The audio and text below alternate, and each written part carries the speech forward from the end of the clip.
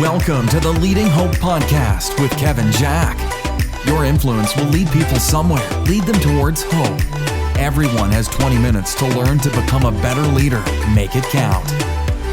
Welcome to Leading Hope with Kevin Jack. I'm your host, VJ Williams, here with my friend and pastor, Kevin Jack. Thank you for joining us and taking time out of your day to become a better leader. We will release a new episode every Wednesday, so we'd love for you to subscribe, share on social media, and bring others along with us on this journey of becoming a better leader.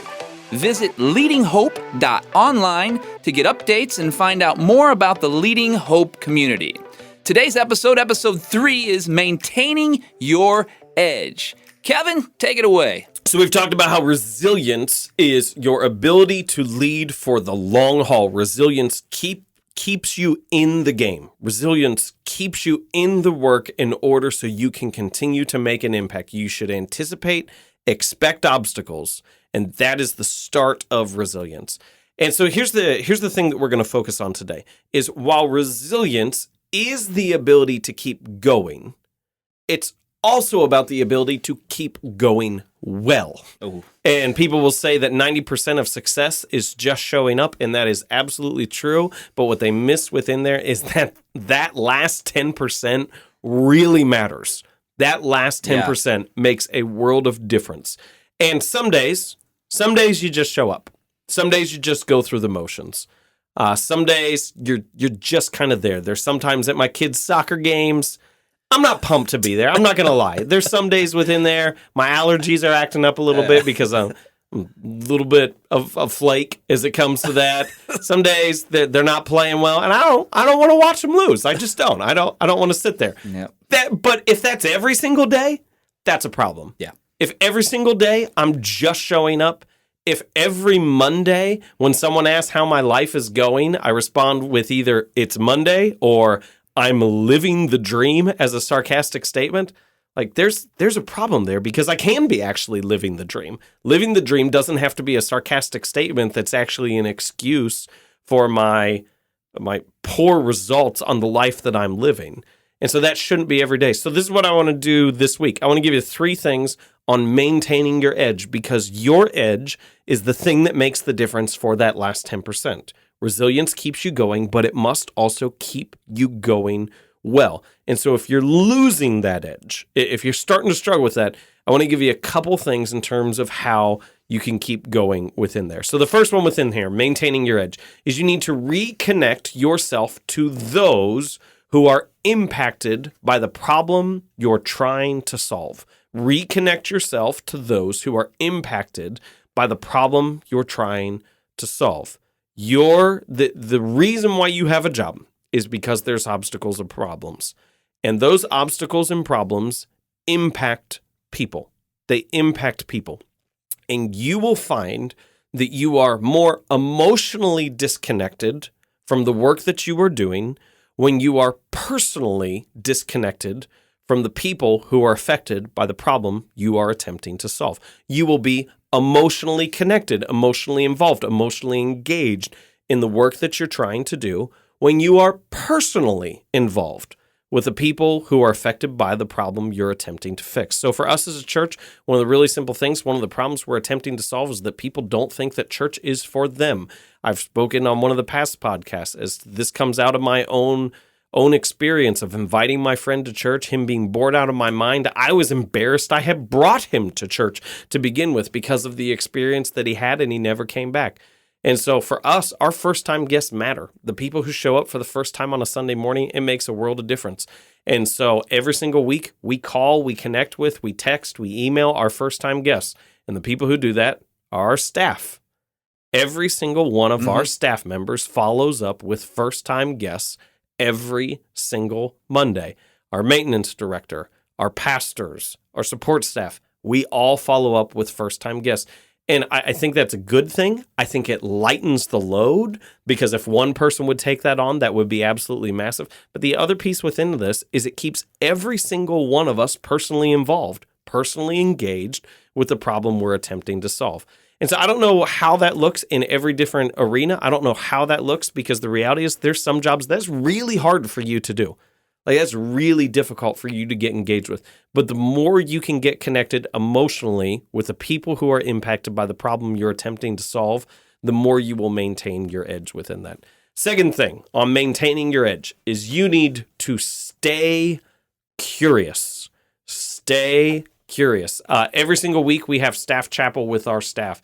And when I speak, I will get up there and I will make this statement. I will say, we take notes because it says more about our postures as a learner than it does the quality of the speaker. I only say that for when I'm speaking because I don't want anyone else to feel embarrassed when they're about to speak. But I've got no problem saying that because I want us as a staff, as a team, I want us to stay curious.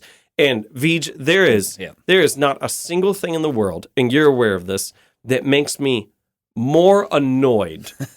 Like, one of my ultimate pet peeves is when I have someone who wants to meet with me or go out to lunch with me because they want my perspective on something. They want to hear my thoughts on something. And then they go the entire meeting or lunch and they don't ask a single question. Yep. And they spend the entire time talking about themselves. Yeah. And it is like what I've learned to do within there, just because it annoyed me so much, is I'll start to interject in there and I'll say, well, how can I help you? Since I'm here, since I've shown up, how can I help you? But what I've realized within that is that while I can add value to them through that question, the ultimate value that I could add would be to posture them as a learner. Yeah. And that's not anything I can do in that moment.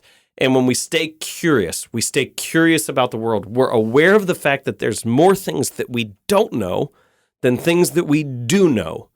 We maintain our edge. And I believe this, if I could use some of Jim Collins' terminology, because he talks about the difference between a flywheel and a doom loop. A flywheel, as you push it, it keeps going and gets faster and faster and has more and more of an impact. The doom loop, things get worse and worse and worse over time. Curiosity will create a flywheel. Curiosity will create this posture in which you keep learning more and more over time. Arrogance creates the doom loop. And so that's one of our hopes with this podcast, why we say, hey, this is once a week, this is 20 minutes. We want you to maintain your curiosity. We want to constantly fill you with different ideas, different thoughts, different perspectives that will maintain that curiosity so you can maintain your edge as a leader. But that's the second piece within there, is to stay curious.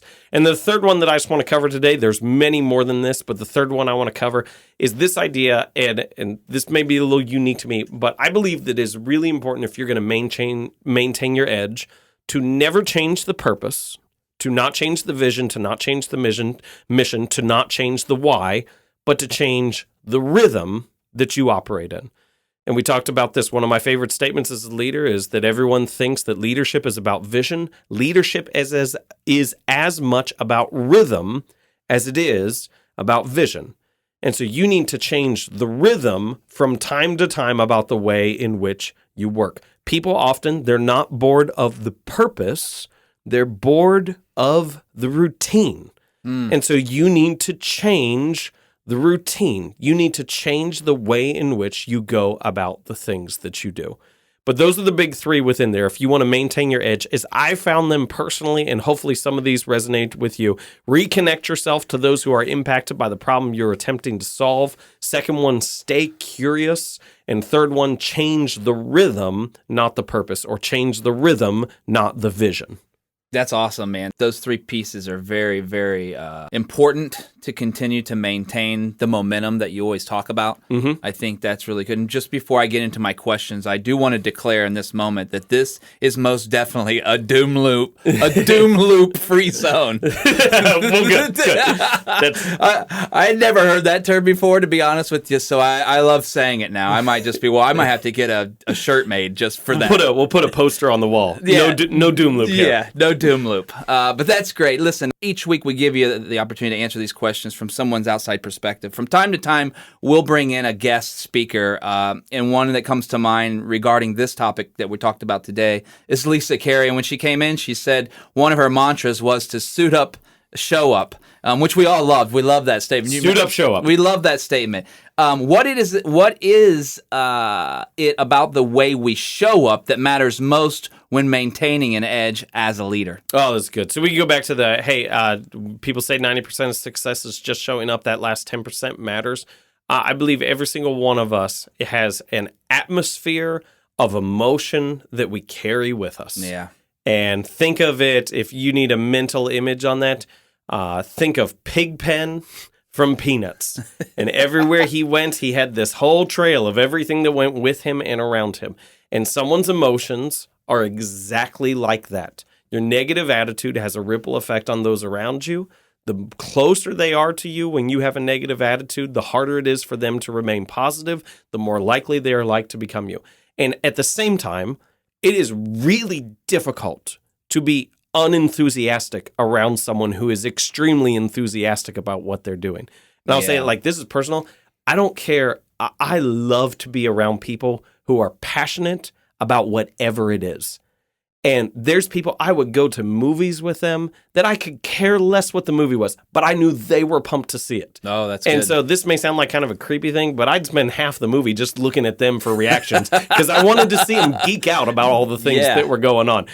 When the last Avengers movie came out, I made sure I went with my friend Zach. Yeah. Because every single time something was revealed, Zach would stand up and start clapping, and I loved every minute of it. Yeah. And so that's the thing, is just to know, hey, how are you walking in to the office? How are you walking into your house? What energy do you bring with you? What behaviors, what expectations will naturally follow from you becoming present? Jeff Henderson, he said it like this years ago, and I've learned to ask this question. He says, we can't figure that out until we have some self-reflection, and we can't always see this from our blind spots. And so the question that he teaches people to ask is, what's it like to be on the other side of me? Because until you get that answer, and I want to give you a terrifying thing, for those of you who are married, ask your spouse that question. Yeah. And then sit down and take notes. Yes. And you will be enlightened. And I did. I asked Bethany a couple years ago for the first time. I said, what's it like to be on the other side of me? Oh, man. And I'm very type A. And I know that. And she said for the first time, she said, when you get home, we instantly go into a little bit of panic to make sure everything is cleaned up and where it should be and we're all doing something important. I got to tell you, hearing those words back, that was like, that's not what I expected to hear. What's it like to be on the other side of me? Oh, you're a breath of fresh air. Yeah. But that wasn't the answer that I got. Yeah. And so I had to realize, no, I need to be mindful of how I show up. And I need to be aware of what other people already think when I show up in order to correct that. I had the exact same experience where I had to say, man, what is it like to have me in the home? Like, what is that like? And to realize what it is that you're bringing to the table every day. Is it negative or positive energy that you're bringing? And to do that from a sense and not combat the response. Right. Yeah, you can't. And to not be like, well, the only reason why we have a home is because I'm working, and that's why my job is so hard and all these other things that go, I want to get better. I don't want to give a speech. I want to get better. That's exactly right. And you mentioned the movie part, too, like you want to watch the reaction, which that is a little bit creepy, but I totally understand because it's the whole thing with Disney. Like, I could care less to go back to Disney. That's exactly but to watch the kids' faces while you're at Disney, it's priceless. Absolutely. So that was great. I'm glad you said that. Question number 2, talking about your second point, staying curious.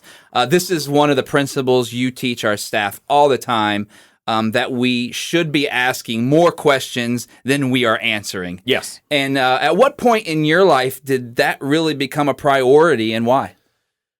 So one of the first times it happened to me, it has happened many times, but one of the most significant moments that I can actually remember it was my first time serving as a lead pastor at a church, and there were things going on within the church. I had always thought beforehand that my weakness was what I didn't know in books. It was the lack of information I had in terms of general knowledge, leadership principle, matters of faith, all those other things. And when I was a lead pastor, there was something going on in the church in which I had one perception as to how it was, and I dealt with the problem a certain way. But then I realized later on, without getting into the specifics of the situation, the reality was different. Yeah. Like there was a different scene going on than what I was picturing in my head.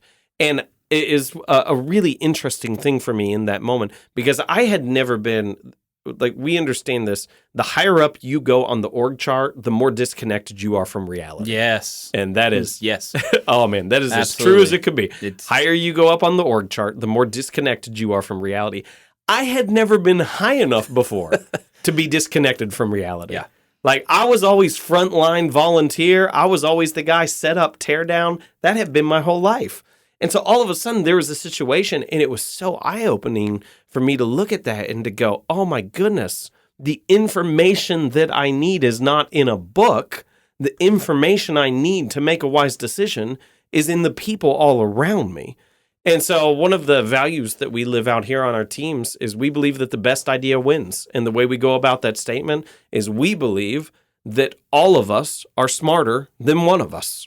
Yes. At all times. Yep. Because that larger perspective does a world of good. And so that was when I first really learned to go, if I am giving more answers than I am asking questions, then I'm not learning as much as I need to. That's great.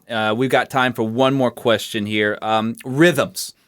That should be a song. I know this is so important to you. Not long ago, I walked into your office and the furniture in your office was completely rearranged, like from the day it was before, and I knew immediately, new rhythm. What are a few of the ways leaders can create these new rhythms for their life and their organizations?